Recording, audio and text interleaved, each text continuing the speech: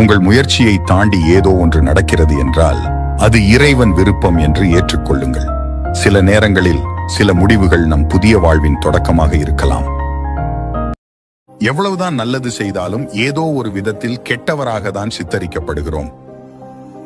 பணம் நிறைய இருந்தால் சிறு தலைவலியை கூட 1000 பேர் விசாரிப்பார்கள். பணமே இல்லை என்றால் இறந்து கிடந்தால் கூட ஒருவர் கூட வரமாட்டார்கள். நாம் நலமாக இருக்கிறோமா இல்லையா என்ற விசாரணைகள் கூட நம்மிடம் இருக்கும் பொருளாதாரத்தை வைத்துதான் விசாரிக்கப்படும். எந்த சூழ்நிலையிலும் தன்னை விட்டு கொடுக்காத ஒரு நட்பு வாழ்க்கையில கிடைப்பது வரம்தான். நிம்மதியான வாழ்க்கை என்பது ஓடி ஓடி சம்பாதிப்பதும் ஆடம்பர வாழ்க்கை வாழ்வதும் இல்லை. இருப்பதை வைத்து நோய் நொடி இல்லாமல் வாழ்வதுதான் நிம்மதியான வாழ்க்கை என்பதை நினைவில் கொள்ளுங்கள். வாழ்க்கையில் 2 விஷயங்களை என்றும் மறவாதீர்கள். 1, மற்றவர் உழைப்பில் வாழக்கூடாது. 2, மற்றவர் சிரிக்கும்படி வாழக்கூடாது.